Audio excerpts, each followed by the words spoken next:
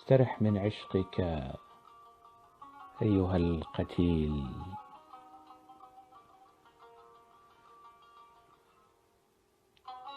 أتدري إن عينيك كهفان مليئان بالأخيلة المتصارعة؟ أتدري أنه كلما أدرت ظهرك للزمن أتتك الطعنات من الأمكنة؟ أنينك مرج غزلان، صمتك حشود من الأسئلة المتراسلة المتقاتلة. أنت ريع الموت وتجارة الحياة، رصيدك من الحب والعشيقات يزيد ويفيض عن حاجة يوم القيامة، ويلهب المسافات رغم كل هذه الخيبات والخسارات.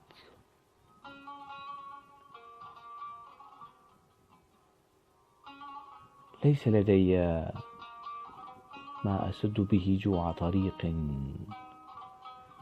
يحلم بالسفر. أنا حجر بركاني عافته الريح مذ عافت الظلال أشجارها. ليس لدي ما أفتح به أقفال الزمن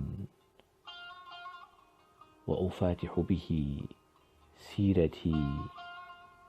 أنا أنقاض ليل هارب من حرب تلاحقه مذ بدأ البحر ملاحقة الشطآن. لم يعد لدي ما أقتسمه مع الخيبة. أنا وطن أدمن الاغتراب.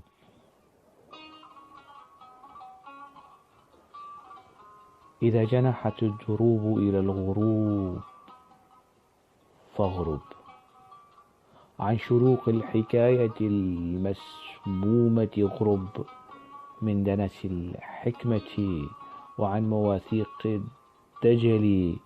اغرب لا تكترث بفحيح الوقت وصحيح الموت وكذبه. واغرب أنت زيت الوجود. إذا جنحت الحروب إلى الغروب فاشرق كعشب نابت في حناجر الضحايا. وانهض نهوض العدم من مرضه. واغرب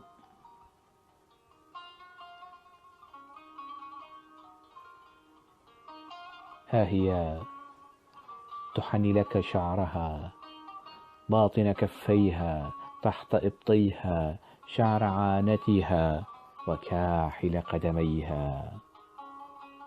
أحطها بما تحيط السماء الأرض.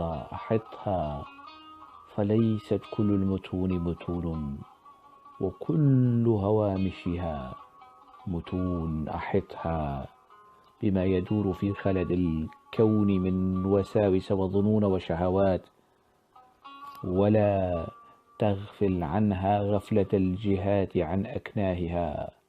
أحطها ولا تحط من شأن قلبك والأخيلا.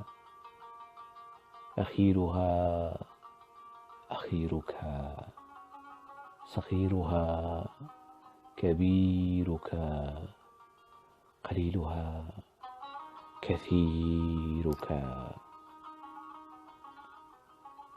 خلجانها والصدوع حتفك الذي ينتظرك. وارها بالنصوص في النصوص، دعها تستبيحك مجازا مجازا. إن لاحت لك وهي تمتطي صهوة يقينك استبقها بالظنون واغزها تلة تلة كجيش من النمل وأسراب من النحل. أبق الفتيل مشتعلا وافتل الأمكنة على الأزمنة، ولا تسترح من عشقك أيها القتيل.